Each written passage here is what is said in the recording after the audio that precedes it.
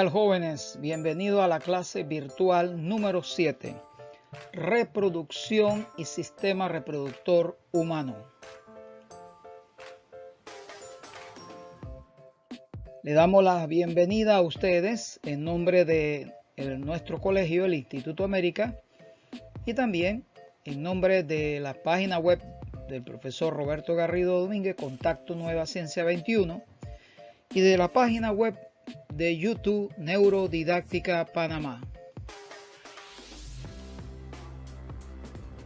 Tal como lo hemos expresado en los videos anteriores, el profesor Roberto Garrido Domínguez y la profesora Lastenia Sánchez de Garrido tomaron la decisión de crear canales de video en YouTube para apoyar el aprendizaje de sus estudiantes, los cuales atienden a través de la plataforma virtual de Microsoft Teams. Como siempre, detallamos cada una de las páginas web de las cuales obtenemos información, contenido, imágenes, videos tutoriales, videos de apoyo para reforzar estos videos tutoriales que prepara el profesor Roberto Garrido Domínguez. Esta clase virtual número 7, dedicada a reproducción y sistema reproductor humano, se desarrolla desde la semana del 19 al 25 de abril del 2021. Las actividades y ejercicios y tareas tendrán apertura el jueves 22 de abril y cierre el domingo 25 de abril.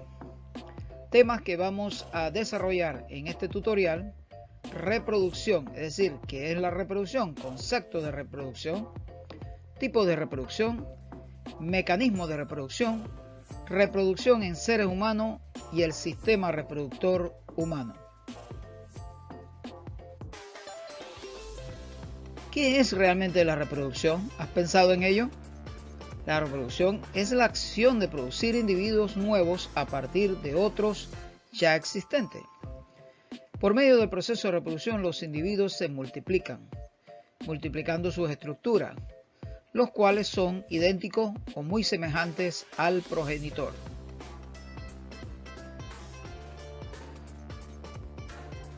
¿Los seres vivos se reproducen? ¿Utilizan el mismo tipo de reproducción? Los unicelulares se reproducen y utilizan el mismo tipo de reproducción que los pluricelulares. Las plantas, los invertebrados, los vertebrados, peces, anfibios, reptiles, aves y mamíferos utilizan los mismos tipos de reproducción y los mismos mecanismos.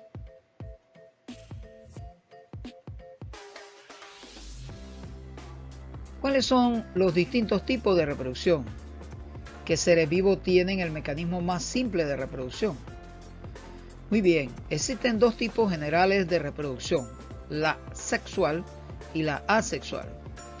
Ambas garantizan el procrear la siguiente generación de descendientes. Los unicelulares tienen el mecanismo más simple de reproducción.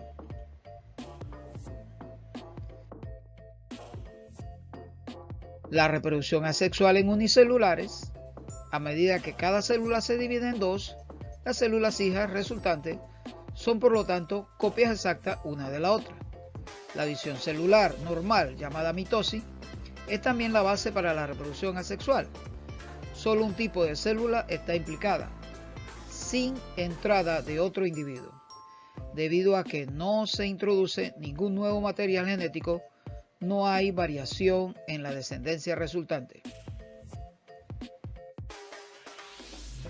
La mitosis es el mecanismo utilizado en la reproducción asexual y también el mecanismo por el cual los seres pluricelulares se desarrollan, es decir, crecen, aumentan su tamaño, reemplazan tejido perdido, aumenta la cantidad de masa de tejido.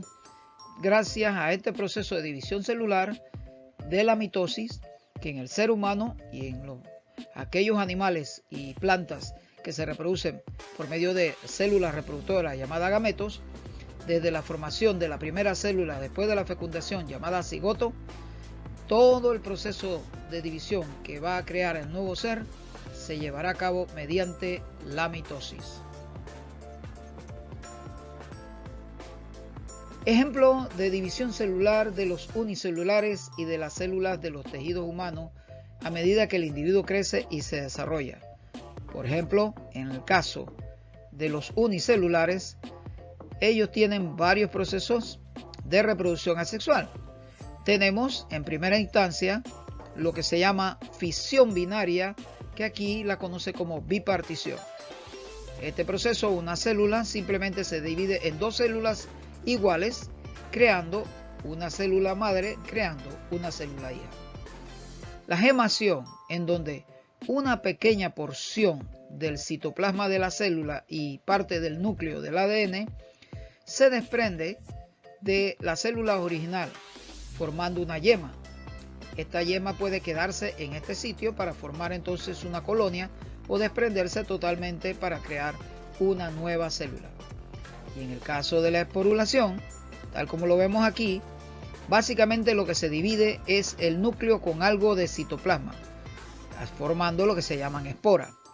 Cuando ya esa membrana celular original no puede sostener ni contener más la cantidad de nuevos núcleos, entonces sencillamente se rompe y los nuevos núcleos acompañados de algo de material de citoplasma salen al exterior a formar nuevas células y posiblemente también nuevos procesos de esporulación. Reproducción asexual en multicelulares en invertebrados. Como vemos aquí, este es el ejemplo de la gemación. En este caso, utilizamos un ejemplo en el ser vivo llamado hidra, que es un tipo de celenterado. Es una división desigual. Consiste en la formación de prominencias sobre el individuo progenitor y que al crecer y desarrollarse originan nuevos seres que pueden separarse dentro del organismo parental o quedar unidos a él, iniciando así una colonia. A un nivel unicelular es un proceso de mitosis asimétrica que se da en algunos seres unicelulares como las levaduras.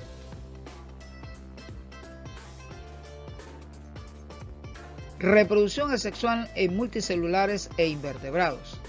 Aquí tenemos entonces en este caso la regeneración. El ser vivo recupera la parte perdida del cuerpo y del fragmento separado del cuerpo se puede formar un nuevo individuo. Es común en las estrellas de mar. Los reptiles en su cola regeneran gracias a este proceso. Los gusanos planos llamados planaria y la lombriz de tierra que pertenece a los tipos de gusanos anillados. Reproducción asexual en plantas. Entre otras cosas tenemos los estolones, que son tallos verdes que crecen horizontalmente. Al tener contacto con el suelo desarrollan raíces que al enterrarse dan origen a nuevas plantas. Esto es común para el tipo de plantas como las gramas, la hierba y sobre todo un tipo de planta como son las fresas. Los tubérculos son tallos subterráneos que contienen sustancias nutritivas como el almidón. Desarrollan yemas que pueden dar origen a nuevas plantas, tal como lo es el ejemplo de la papa. Los rizomas, que son tallos subterráneos horizontales, no son raíces, que crecen bajo la tierra, forman brotes y yemas que pueden dar lugar a plantas nuevas, como es el caso del jengibre. Y los bulbos, tallos subterráneos recubiertos por una o muchas hojas, almacenan sustancias nutritivas de reserva que servirán para que se desarrolle una nueva planta. Ejemplo de ellos son el ajo y la cebolla. Reproducción asexual en plantas. Este es un ejemplo denominado acodo. Tenemos el famoso acodo simple, el cual simplemente consiste en colocar debajo de la tierra una de las ramas de un árbol. Esta rama, la rama que se entierra, va a producir raíces y de ahí, a partir de esas raíces, producirá la nueva planta. También está el acodo múltiple, que es el mismo sistema. Lo único que se producen varias plantas de la rama enterrada. Y luego tenemos el acodo aéreo, en la cual se envuelve una rama del árbol con una cubierta, puede ser de tela, puede ser plástico, y a esta se le agrega tierra con algunos abonos y fertilizantes especiales que hacen que esto empiece a generar raíces. Luego se corta en la parte de atrás, pegada al tronco del árbol, para garantizar que no se pierda la bolsa donde están las raíces, y esto se siembra entonces en la tierra y crecerá como una nueva planta.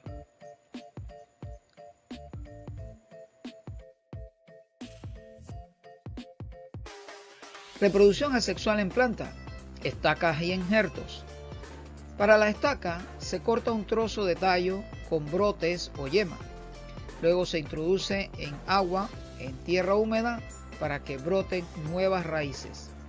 Muy común para sembrar yuca y sembrar árboles de ciruela, que casi siempre los reproducimos de esa manera. También las rosas que se siembran en los jardines. Tenemos el injerto.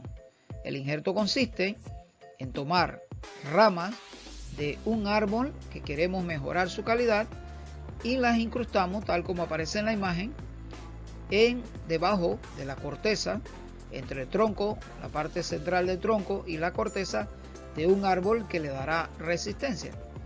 De esta manera, todo lo que crezca por encima de estas ramas es lo que se va a privilegiar, es decir, a conservar. Todos los brotes por debajo del tronco principal se van a eliminar. Solo se conservarán las nuevas yemas que van a producirse en las ramas. El otro mecanismo es el machimbrado, donde tomamos parte de una rama de una especie y de otra que queremos mejorar entre una y otra. Se le hace un pequeño bocado y una entrada en la rama inferior, a la rama superior, una pequeña muesca, para que encajen una de otras como una llave con su cerradura. Luego esto se le da una atadura y, por supuesto, esta estaca se puede sembrar en un recipiente con tierra y abonos especiales para que genere rápido las raíces. La reproducción sexual en plantas y animales. La reproducción sexual requiere de la participación de células reproductoras llamadas gametos. En el caso de los animales tenemos óvulos y espermatozoides. En el caso de las plantas, el gameto masculino, que se localiza en el grano de polen de la flor, recibe el nombre de gametófito, mientras que el femenino, que se localiza en el pistilo de la flor, recibe el nombre de oosfera.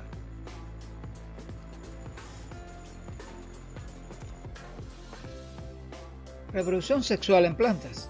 Como pueden ver en la imagen, tenemos aquí las ilustraciones precisamente de las estructuras de la flor, donde están ubicados esos órganos reproductores masculino y femenino. En el sitio denominado pistilo, que comprende todo lo que es el estigma, estilo y el ovario, están concentrados los óvulos de las plantas, o sea, las oosferas. Estas oosferas, cuando son polinizadas con las células masculinas que están en el grano de polen que se encuentra en la antera del estambre, ellas entonces logran la fertilidad. Así que estos son los órganos reproductores de las plantas.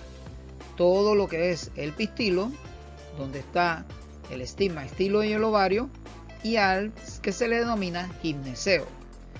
El estambre, que contiene la antera, la que tiene los granos de polen, y al cual se le considera el androceo.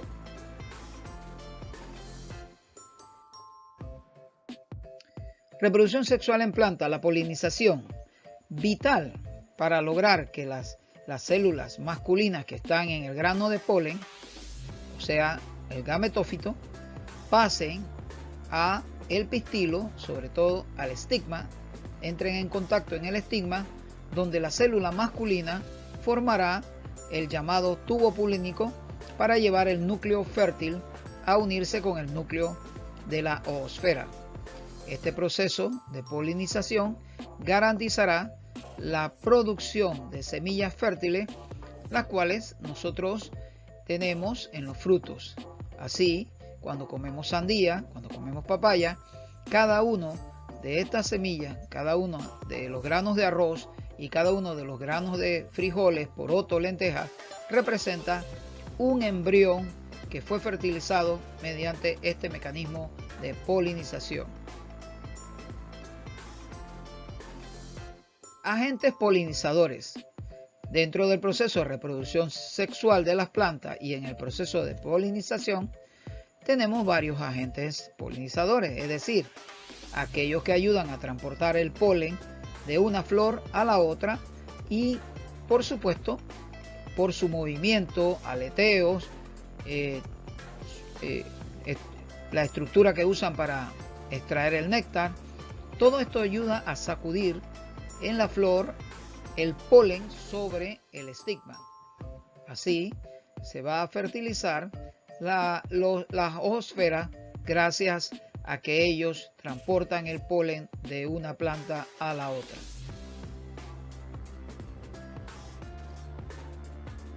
Reproducción sexual en animales, fecundación o fertilización. Mecanismo de reproducción sexual en animales. Este proceso llamado fecundación o fertilización tiene dos variantes o dos mecanismos. Un mecanismo denominado fecundación interna. En este proceso, los núcleos celulares de los gametos, es decir, la célula reproductora, óvulo y espermatozoide, se van a fusionar o se unen dentro del cuerpo de la hembra. Caso muy particular de mamíferos, aves, reptiles, insectos, moluscos y algunos otros invertebrados más. La fecundación externa. En este caso, los núcleos celulares de los gametos, es decir, óvulo y espermatozoide, se fusionan o se unen fuera del cuerpo de la hembra. Es el caso específico, por lo menos en los vertebrados, de los peces y los anfibios.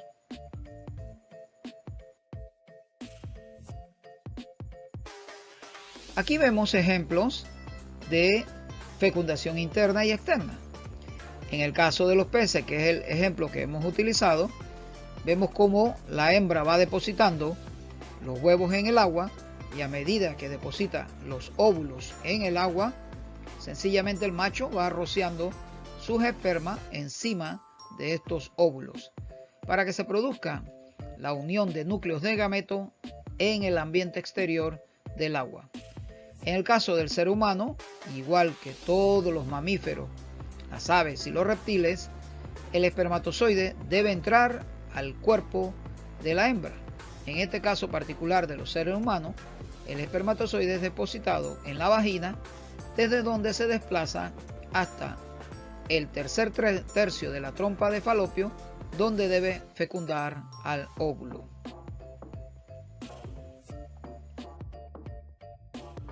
Los gametos reproductores o células reproductoras en los animales. Para nosotros muy conocido. Tenemos al óvulo, el cual tenemos una fotografía, una micrografía electrónica y un esquema basado en esa micrografía electrónica. Internamente, el óvulo realmente está cubierto por una capa llamada corona radiata. Contiene lo que se llama la zona pelúcida, el núcleo del óvulo en sí y su citoplasma. En el caso del espermatozoide, igual, esta es una micrografía electrónica de un verdadero espermatozoide y aquí un esquema en la cual tenemos ya la parte principal de la célula del espermatozoide con su núcleo con ADN, el acrosoma que contiene sustancias químicas que disuelven esta capa de la membrana pelúcida y de la corona radiata para poder que el espermatozoide deje entrar su ADN y se combine con el ADN del núcleo. Nunca se va a dar el caso de que un espermatozoide entre completamente al óvulo. Él simplemente disuelve la membrana y deja entrar el ADN. Todo lo demás queda fuera y se disuelve totalmente. Entre otras cosas que quedan fuera son las mitocondrias, organelas que sirven para la producción de energía. Así que por esa razón, jamás heredamos mitocondrias paternas, porque estas quedan fuera y se disuelven en el ambiente humano de la mujer. Mientras que las únicas mitocondrias que siempre heredaremos, tanto hombres y mujeres, serán las de nuestras madres. Así que el ADN mitocondrial es un ADN histórico que puede decirnos cómo eran o cuáles fueron los orígenes de nuestras abuelas, de nuestra bisabuela, porque siempre será ADN mitocondrial materno.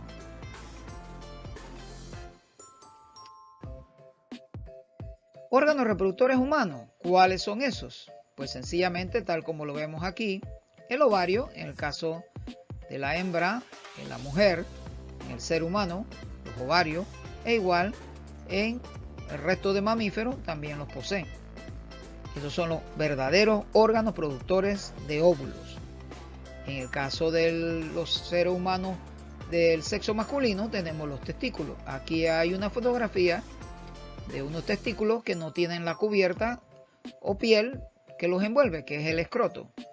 Y así sería el esquema como se ven internamente. Los conductos seminíferos, que son los tubitos amarillos, el epidídimo y la uretra por el cual las uréteres por el cual va a salir todo este conductos de los espermatozoides.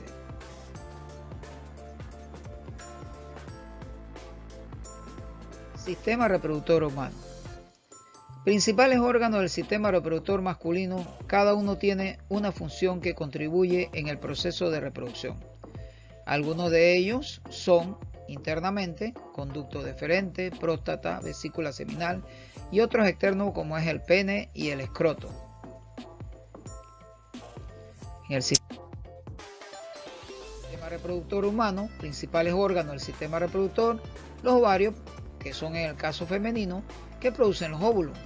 A partir de la pubertad, las hormonas que producen el cuerpo hacen que estos maduren. Cada mes un óvulo maduro viaja a través de las trompas de falopio hasta el útero.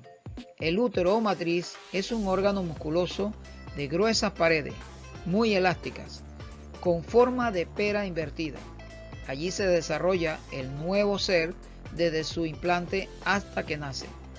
La parte estrecha que conecta el útero con la vagina recibe el nombre de cuello del útero.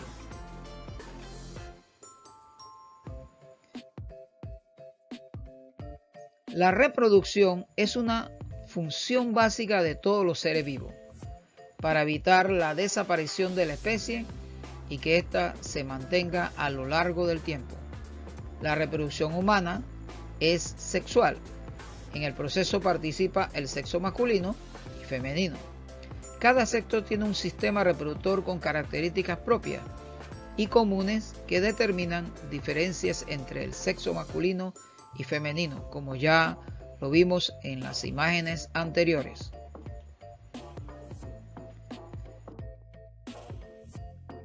Por medio de la reproducción, los seres humanos generan nuevos individuos, parecidos a sus padres, pero no idénticos. El sistema reproductor produce células o gametos. Los gametos masculinos son los espermatozoides y los gametos femeninos los óvulos.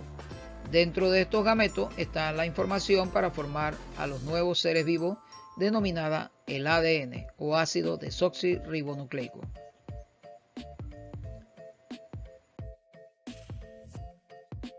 Nos preguntamos, ¿dónde y cómo ocurre la unión de ambas células? Ambas células se unen en el interior del sistema reproductor femenino, en un proceso llamado fecundación, en el que se origina la primera célula del nuevo individuo al que llamamos cigoto. Dentro del cuerpo de la mujer, durante aproximadamente 9 meses, en la mayoría de los casos, se desarrolla el nuevo individuo y luego se da el parto o nacimiento del nuevo ser o bebé.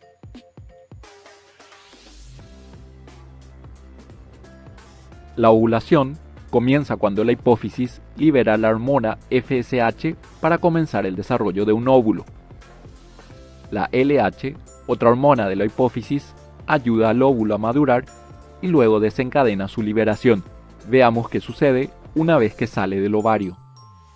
Las fimbrias forman una franja similar a un dedo en el extremo de la trompa de falopio. Su movimiento ondulatorio transporta el óvulo a través del pequeño espacio en la cavidad corporal hasta la trompa. Una vez ahí, será fecundado por un espermatozoide o se disolverá si esto no sucede.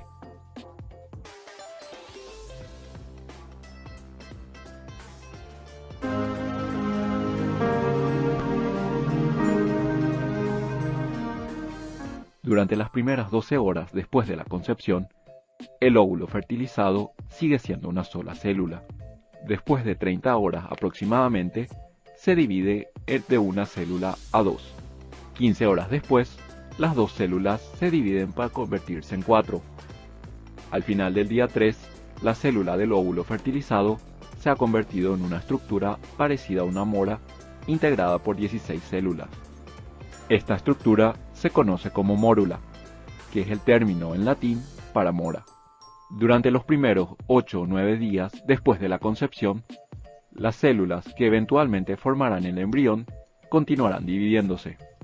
Al mismo tiempo, la estructura hueca en donde se han acomodado, llamada blastocito, es llevada lentamente hacia el útero por medio de estructuras pequeñas parecidas a los vellos en la trompa de Falopio, llamados cilios. El blastocito, aunque solo tiene el tamaño de un alfiler, realmente está compuesto de cientos de células.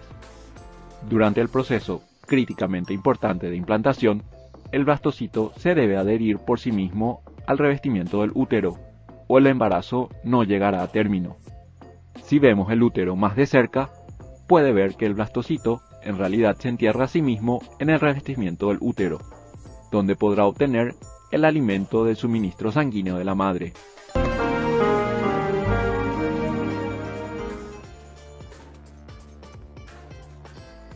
Muchas gracias por tu participación en esta clase virtual dedicada al sistema reproductor humano. Te esperamos en la siguiente clase virtual.